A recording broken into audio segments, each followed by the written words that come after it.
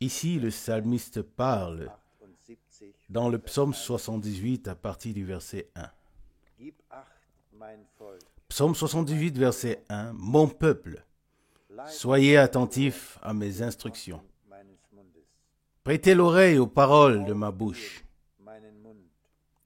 Verset 2. J'ouvrirai ma bouche pour parler en proverbes. Je publierai des énigmes dès les temps anciens.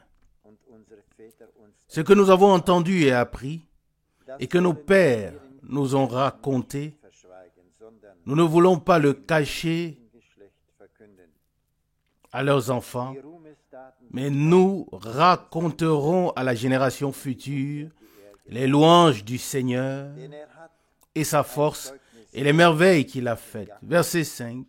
Car il a établi un témoignage en Jacob et établi une loi en Israël qu'il a ordonné à nos pères de faire connaître à leurs enfants.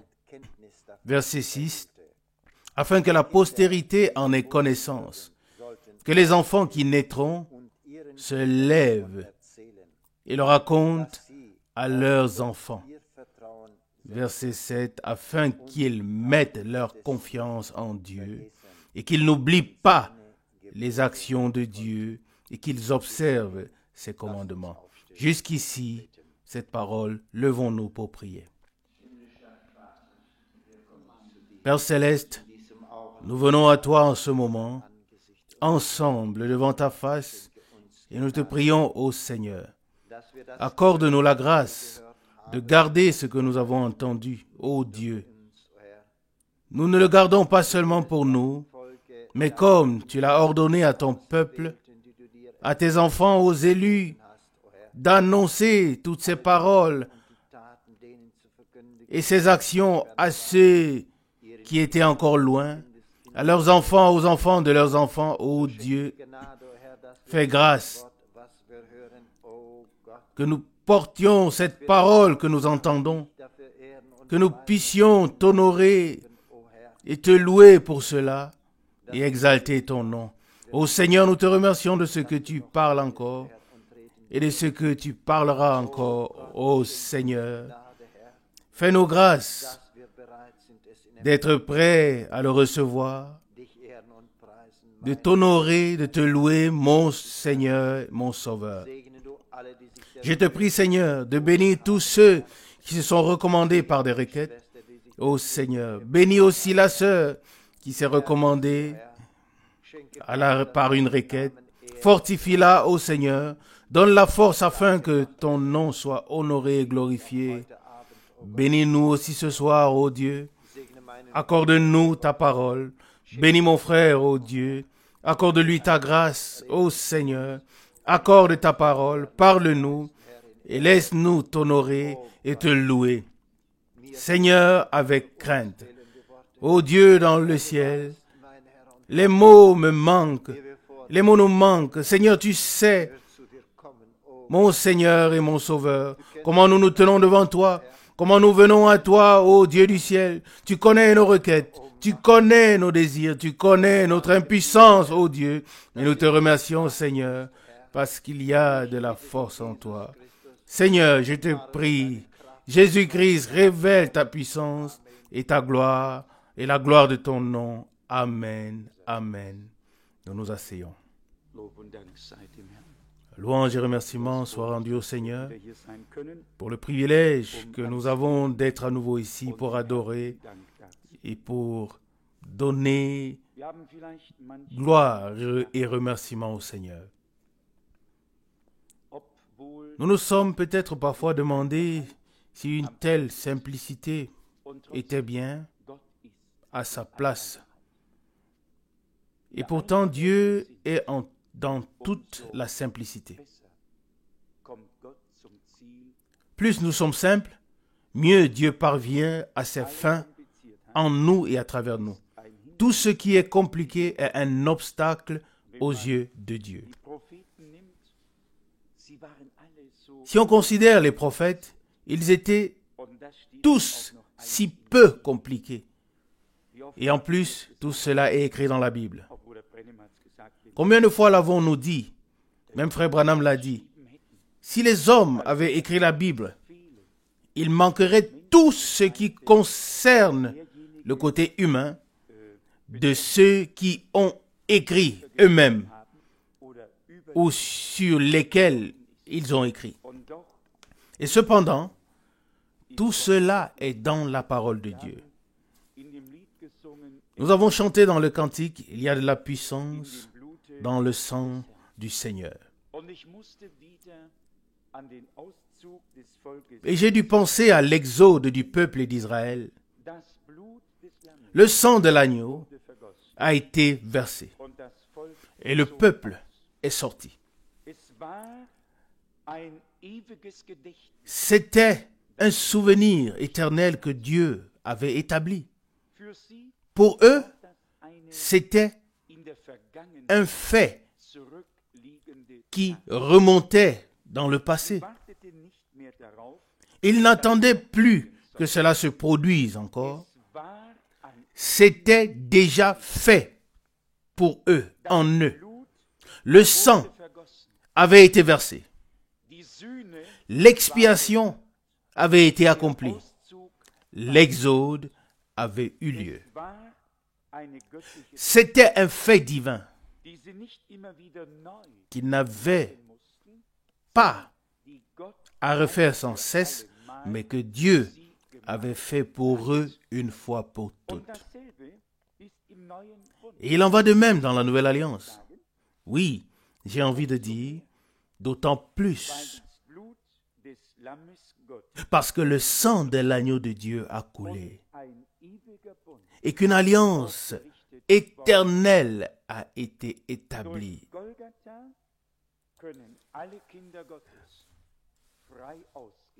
Par Golgotha, tous les enfants de Dieu peuvent sortir libres. C'est une œuvre achevée que Dieu a faite. Je suis venu comme vous, sans avoir de paroles particulières, sans avoir lu quoi que ce soit. Et c'est pourquoi je vous prie, si quelqu'un a une question, quelle qu'elle soit, peut-être que quelqu'un posera une question et qu'elle aidera les autres à mieux comprendre quelque chose. Oui, je ne connais pas la réponse exacte à la question qui a été posée. Je sais que selon 1 Corinthiens 15, au verset 5 et 6, Paul exprime que le Seigneur s'est fait connaître à plus de 500 frères à la fois. Et dans Actes des Apôtres chapitre 1, il est écrit que 120 étaient rassemblés dans la chambre haute. Dans tous les cas, les 500 étaient parmi ceux qui ont consacré leur vie à Dieu. Le fait que Dieu ait fait un commencement avec les 120 est certain. Mais la chose ne s'est pas arrêtée là. Déjà le premier jour de la Pentecôte, le jour de l'effusion du Saint-Esprit, 3000 personnes ont été ajoutées à l'Église. Et après, il est encore question de 5000. Acte 4, verset 4. Le ministère du Seigneur n'était pas vain.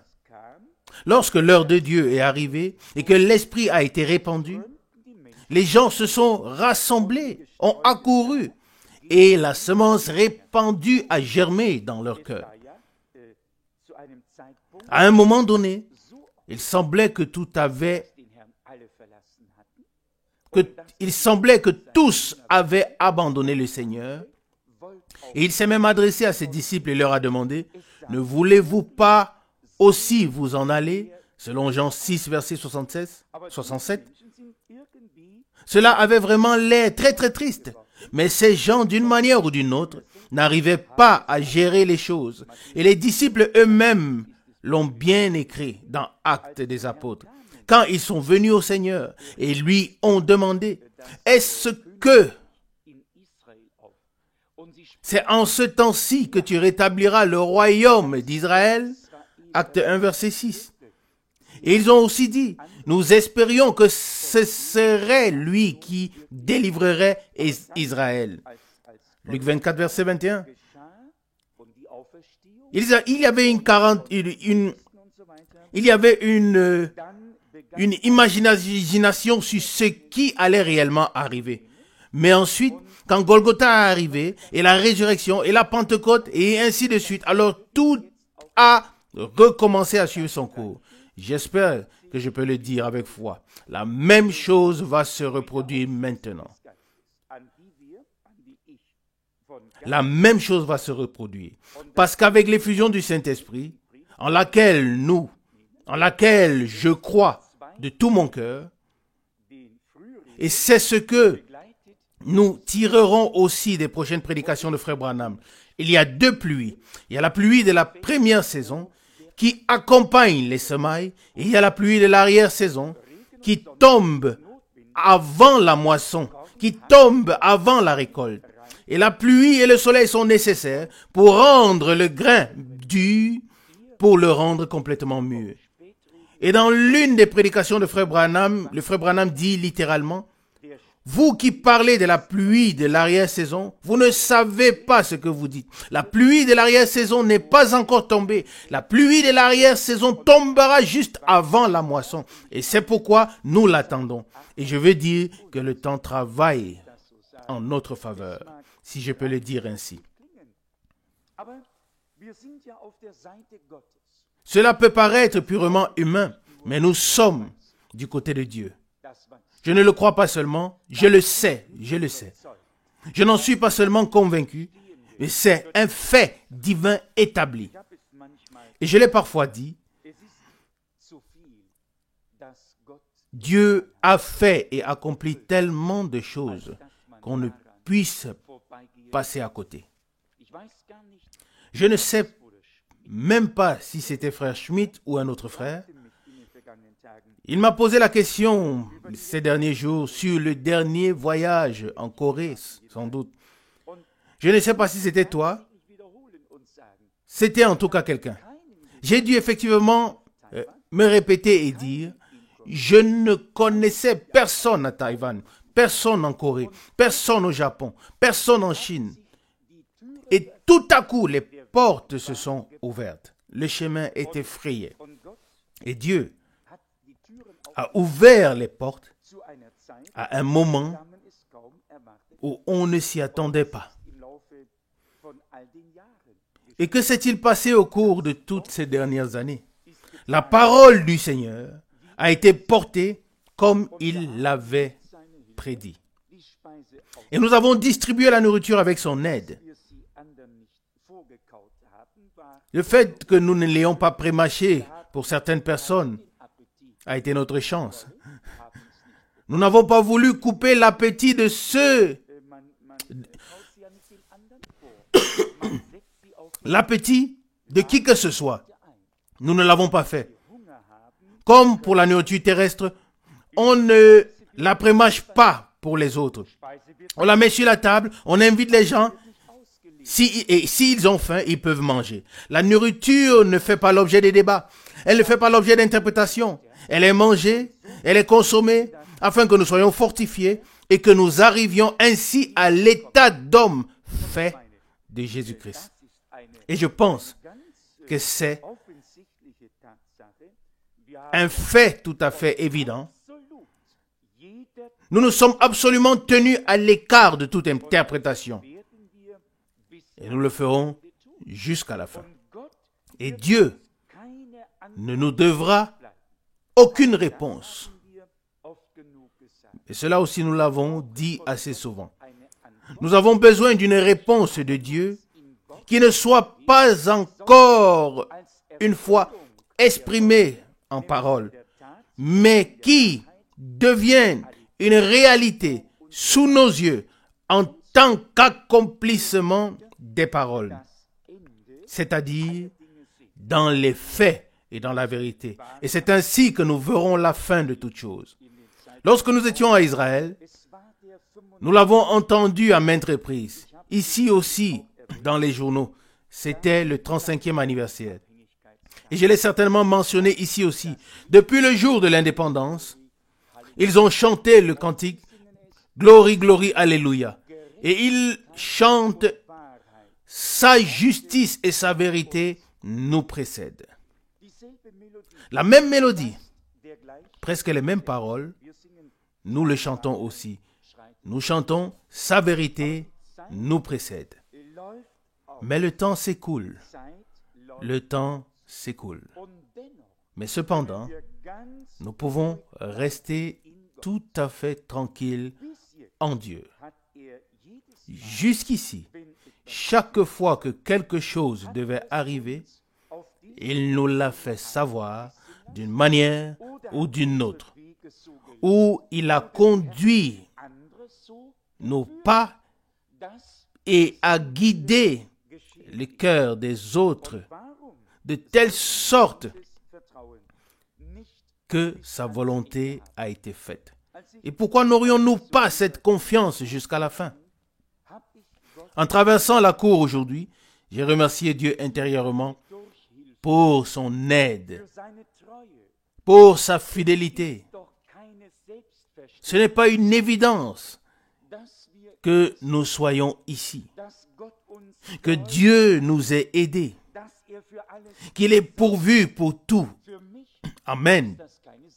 Pour moi, ce n'est pas une évidence. Cela ne va pas de soi. Mais pour moi, c'est une preuve que Dieu est avec nous. Nous n'avons jamais eu besoin une seule fois de mendier pour de l'argent à quelqu'un. Dieu a très bien veillé à cela aussi, de toute manière possible. Et il y en avait toujours. Et vous pouvez vous souvenir des mois où tout allait vraiment mal. Mais cependant, j'étais calme dans mon cœur. J'étais calme. Je n'étais pas inquiet.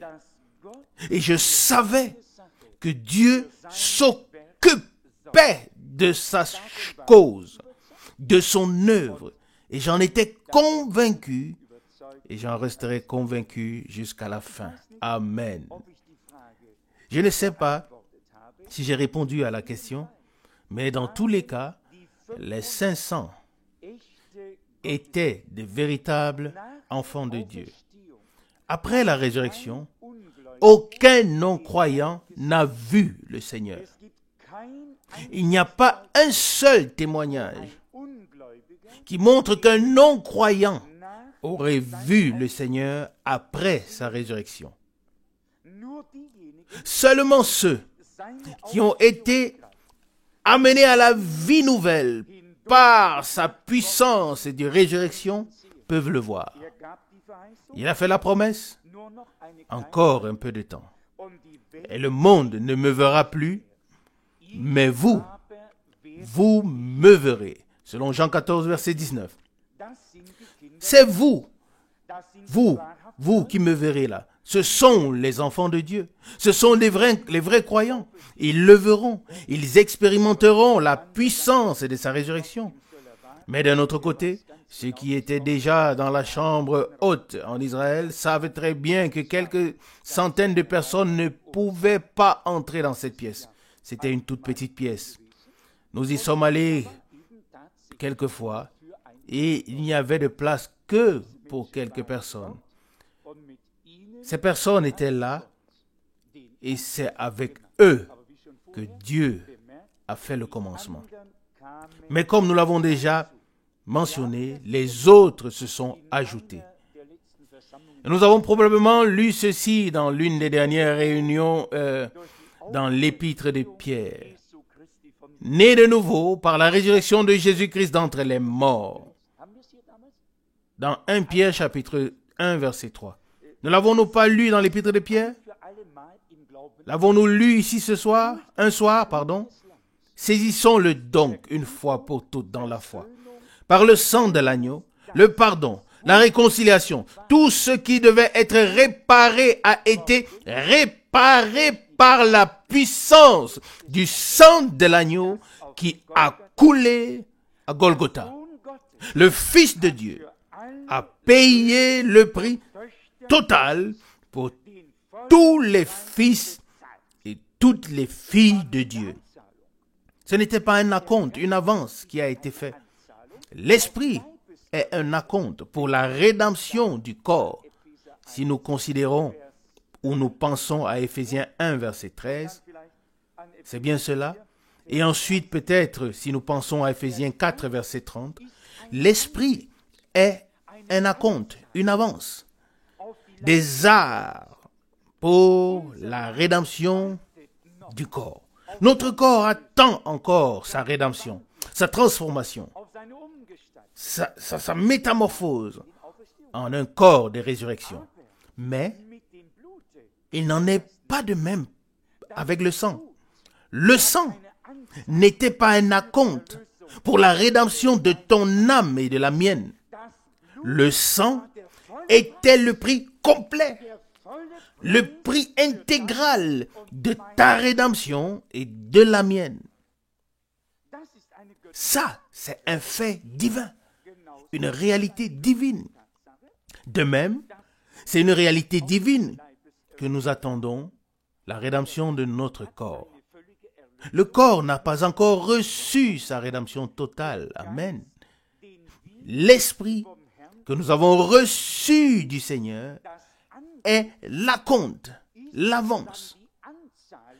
C'est pour ainsi dire le dépôt, l'avance et la preuve que l'âme qui habite dans ce corps est la propriété de Dieu, à savoir rachetée par le sang de l'agneau. Amen.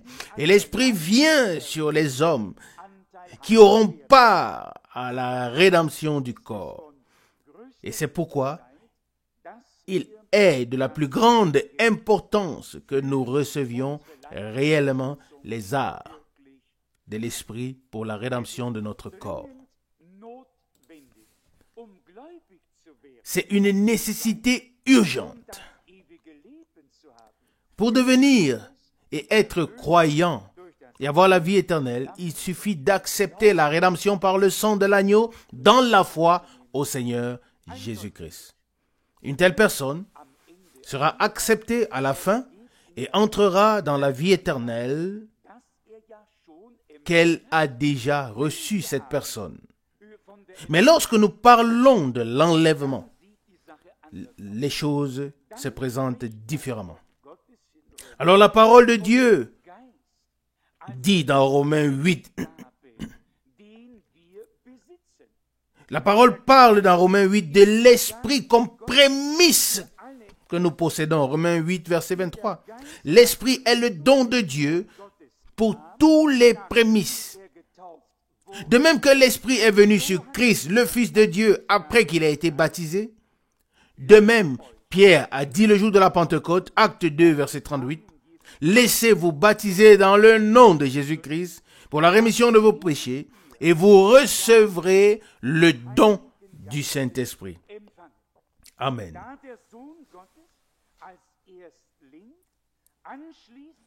Puisque, premièrement, le Fils de Dieu comme prémisse, et ensuite tous les fils et les filles de Dieu comme les prémices. Si nous ne faisons pas partie des prémices, nous n'avons pas à nous en inquiéter. Nous pouvons alors continuer à servir le Seigneur en toute sincérité et à la fin, après le royaume millénaire, nous serons acceptés et entrerons dans la gloire sans trop de soucis ni de peine grâce à la rédemption accomplie à la croix de Golgotha. Mais si Dieu nous a destinés pour faire partie de la troupe des prémices, alors nous devons recevoir l'Esprit. Amen. Je dois le lire. Je voudrais en fait lire quelques paroles dans le psaume 78, mais puisque nous sommes à ce niveau, il s'agit de Romains chapitre 8. Dans Romains chapitre 8, verset 23. Mais non seulement elle, la création, selon le verset précédent, mais nous aussi, qui possédons déjà l'Esprit comme prémisse. Nous soupirons aussi intérieurement dans l'attente ou en attendant la manifestation de la position de fils, c'est-à-dire la rédemption de notre corps. Nous pouvons lire un certain nombre de passages bibliques qui soulignent et mettent en évidence ce fait divin. Et puis, il faudrait encore qu'il soit dit que les prémices doivent avoir les deux. D'autre part, la semence de la parole, car à quoi sert la plus grande pluie s'il n'y a pas de semence dans le sol? Qu'est-ce qui doit en sortir? Alors le sol, qui était sec auparavant, devient humide. Rien de plus, rien de plus. Et cela ne sert à rien. La semence doit avoir été plantée. La plus grande pluie, même une inondation de pluie, ne sert absolument à rien si la semence n'a pas été plantée. Et c'est pourquoi nous sommes particulièrement reconnaissants à Dieu de ce qu'il a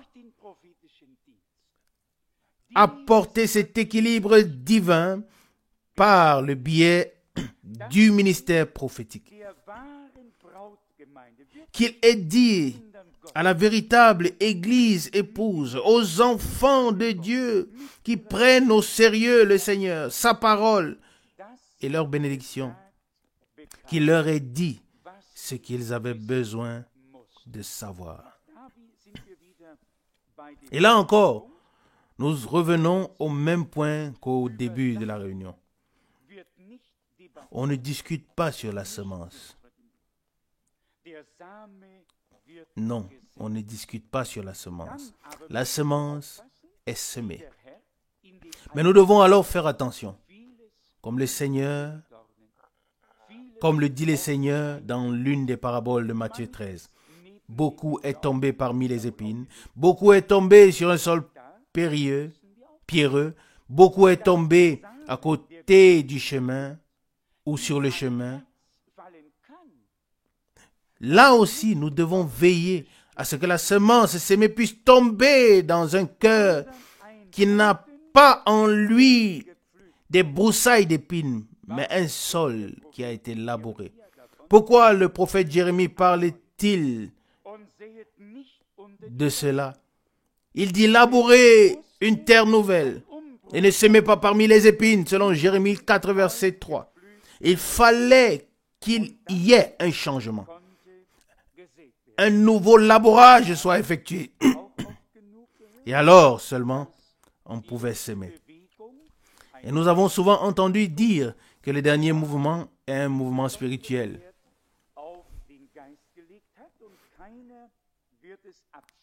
Et l'accent est mis sur l'esprit et personne ne peut le renier. Personne ne peut le nier. Mais lorsque la parole a été apportée, il s'est avéré, comme je viens de le dire, que la plus grande pluie, qui peut même apporter une inondation, et ensuite, quand ceux qui ont été mouillés redeviennent secs, quand le soleil brille même sur eux, il ne reste plus rien, parce qu'il n'y a pas de semence. Et je l'ai écrit dans l'une des lettres séculaires, par exemple, sur le côté ouest de l'Amérique, où vivent vraiment la plupart des croyants qui existent sur terre. Là, on y prêche presque 24 heures sur 24, comme au Hyde Park de Londres.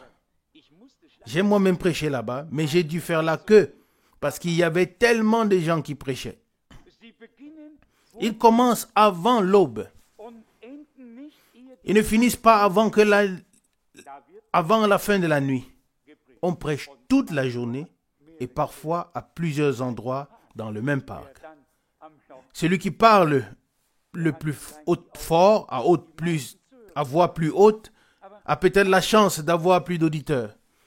Mais ce que je voulais dire, c'est que c'est précisément là où le ministère de Frère Branham a été couronné du plus grand succès, pour ainsi dire. C'est précisément là où les gens ont fait l'expérience de l'action de l'Esprit, c'est là qu'ils se sont fermés à la parole qui a été répandue. Et vous verrez qu'il ne servira absolument à personne d'avoir été fortement mouillé par la pluie. À la fin, ça ne servira à personne, à moins que la semence de Dieu ait été plantée dans son cœur, dans son âme. Amen.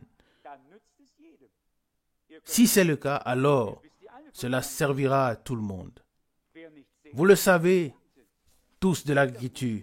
Celui qui ne sème pas ne récoltera pas. Chacun a dû s'aimer pour avoir un jour une récolte. Et c'est ainsi que la semence de la parole de Dieu a été semée en ce temps. Et il y aura une récolte. Amen. Les deux sont donc nécessaires.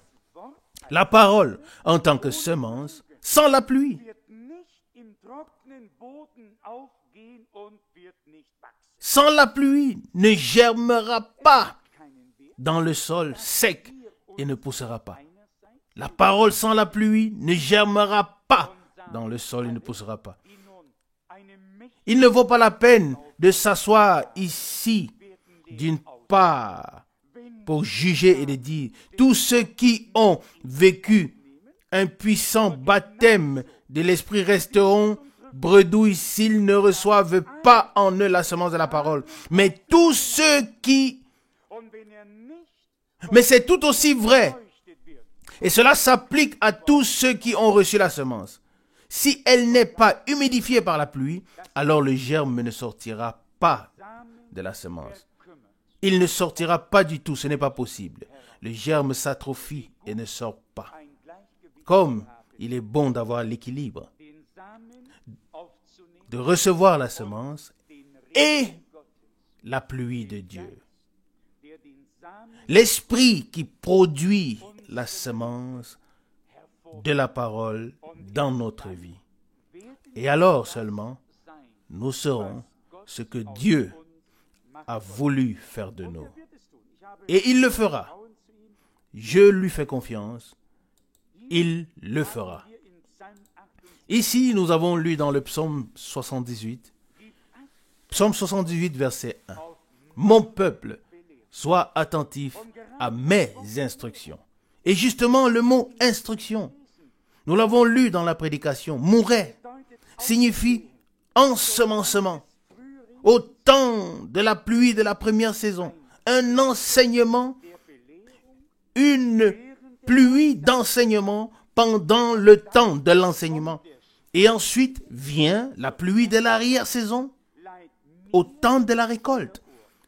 Et dans le psaume 78, verset 1, deuxième partie, il est dit « Prêtez l'oreille aux paroles de ma bouche ». Comme c'est merveilleux. Mon peuple, c'est déjà une chose particulière.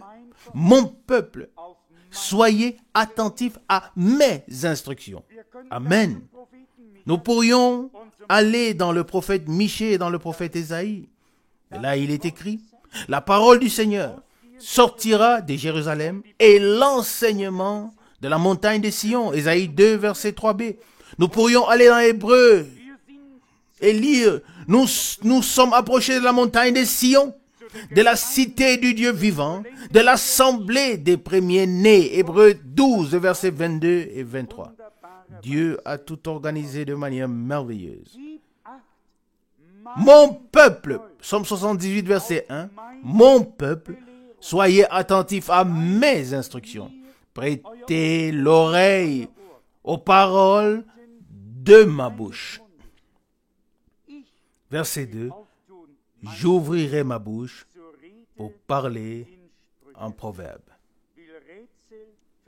Je publierai des énigmes dès les temps anciens. Ce que nous avons entendu et appris, et que nos pères nous ont raconté, nous ne voulons pas le cacher à leurs enfants, mais nous raconterons à la génération future les louanges du Seigneur et sa force, et les merveilles qu'il a faites. Amen. Je ne vais pas lire tout le texte encore une fois, Dieu s'est créé un souvenir sur la terre. Il nous l'a laissé. Ce que Dieu a fait a été écrit dès le commencement et nous a été légué. Cela a été transmis de génération en génération. Amen. Nous l'avons entendu aussi clairement en Israël. Comme les fils sont introduits et lisent et entendent parler de ce que Dieu a fait autrefois pour les pères. Et avec quelle ferveur ils lisent ce que Dieu a fait. Il semble parfois qu'ils en soient plus touchés intérieurement que nous, bien que le voile est encore sur leur cœur. Par rapport à nous, qui pouvons contempler le visage, qui pouvons contempler à visage découvert la gloire de Dieu en Christ. Amen. Ici, il est dit dans le psaume 78, verset 4, « Nous ne voulons pas le cacher à leurs enfants, mais nous raconterons à la génération future les louanges du Seigneur et sa force. » Il me tient à cœur, et je crois que c'est le cas pour nous tous. Il me tient à cœur d'expérimenter les services divins au cours desquels Dieu se révèle, que les hommes ne se contentent pas d'entendre parler de lui, notre Seigneur, en tant que ressuscité. Cela peut se faire partout. Dieu ne veut pas nous faire avaler seulement des paroles. Il veut nous faire expérimenter ce qu'il a promis dans sa parole. Amen. Il veut nous donner une part à ce qu'il a préparé.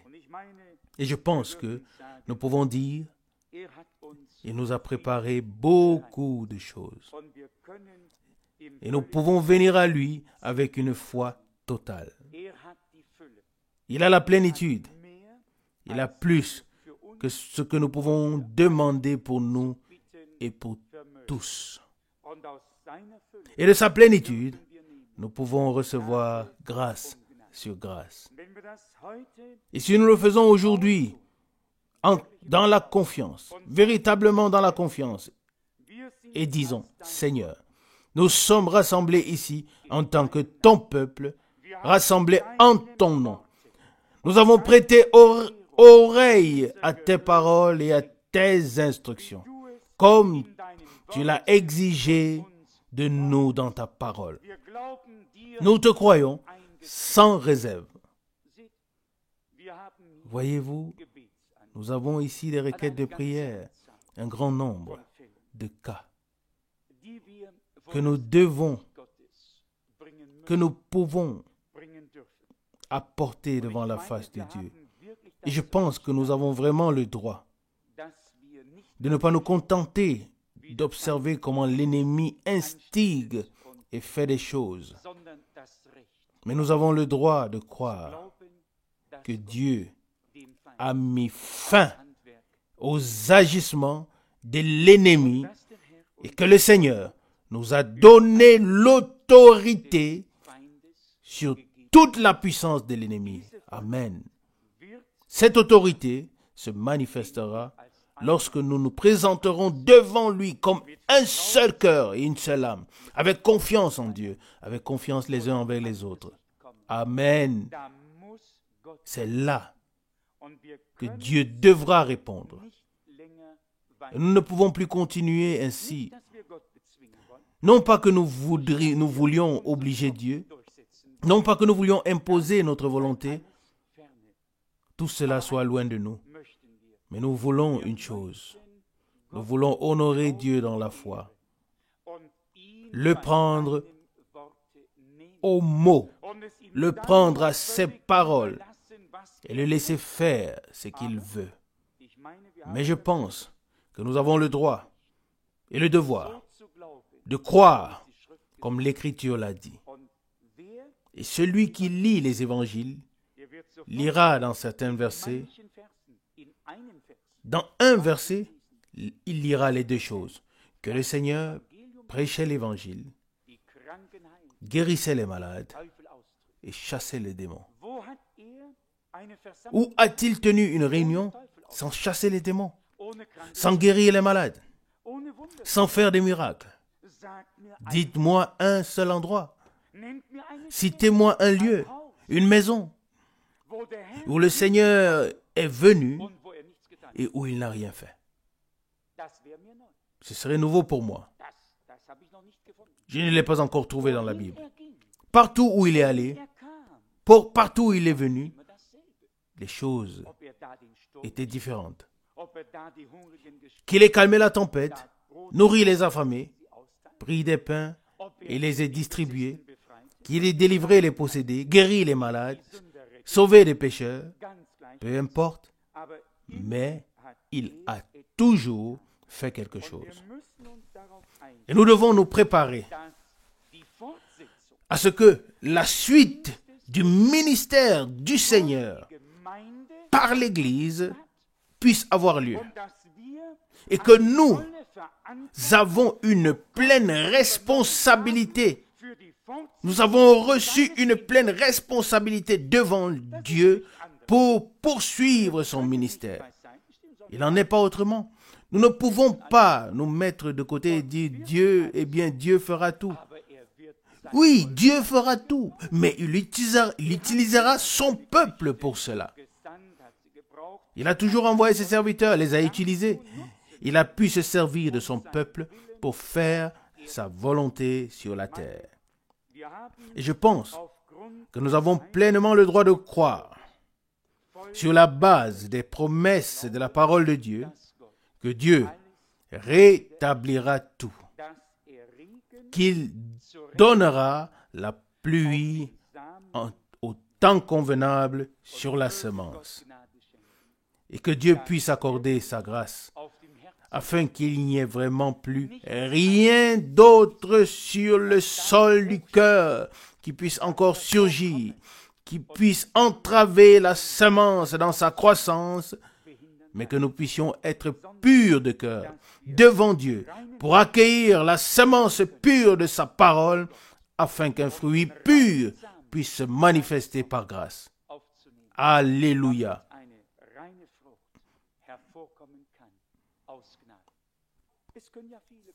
Beaucoup peuvent prier. Tout le monde peut prier. Et à la maison, nous pouvons prier aussi longtemps que nous voulons. Mais ici, nous voulons justement lui apporter ce qu'il met sur notre cœur, sans forme. Nous sommes ici entre nous. Nous n'avons pas besoin de donner une forme quelconque à la chose, mais simplement parler au Seigneur comme nous le ferions s'il se tenait devant nous. Que ferions-nous? Comment lui dirons-nous les choses? En toute simplicité. Nous nous approcherons et dirons, fidèle Seigneur, voici la chose, peux-tu m'aider? N'est-ce pas le cas? Nous ne prierons pas aussi formellement s'il se tenait devant nous, comme nous le faisons parfois. Oui, prierons-nous ainsi pour les autres? Nous n'en aurions même plus besoin. Nous n'avons pas affaire à des hommes, mais au Seigneur à qui nous nous adressons. Il nous parle par la prédication, et dans la prière, nous lui parlons. Ne voulons-nous pas commencer à parler à notre Dieu comme à un ami, en lui disant tout simplement, Seigneur, voici la chose. Voici, je viens avec ma détresse, avec ma demande. Je te la porte. Je te fais confiance. Tu aideras. Et nous lui disons en croyant qu'il aidera et qu'il répondra. Que son nom soit loué. Amen. Levons-nous pour la prière. Père Céleste, je te remercie de tout cœur pour cette heure, pour ta parole, pour ton discours, pour ton action, pour la puissance de la foi. Seigneur, ensemble nous te prions. exauce nos prières. Pour tous ceux qui se sont recommandés par des requêtes. Seigneur fidèle, fais aujourd'hui, à travers ton Église, ce que tu aurais fait si tu étais ici sur la terre. Passe au travers de nous, parle-nous, agis au milieu de nous.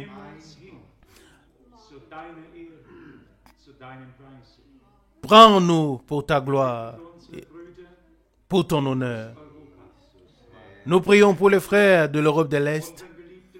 Nous prions pour notre bien-aimé frère Rousse. Bénis-le particulièrement pendant le temps de ses vacances, de son repos. Seigneur, que tu lui parles d'une manière puissante en ces jours et que tu l'équipes de puissance d'en haut. Et nous demandons la même chose pour nous.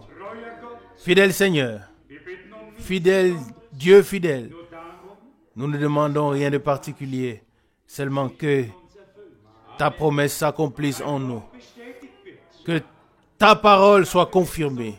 Je te remercie tout particulièrement ce soir pour le fait irrévocable que par ton sang, le prix de rachat total pour nos âmes a été payé. Sois remercié.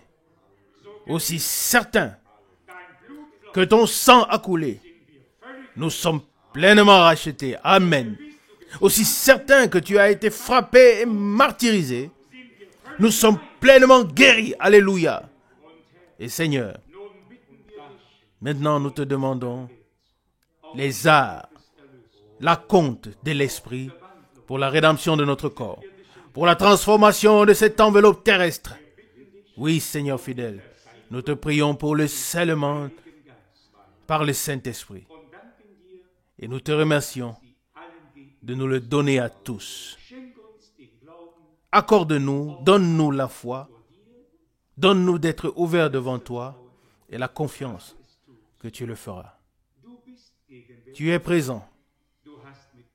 Tu nous as parlé et maintenant, nous t'avons parlé.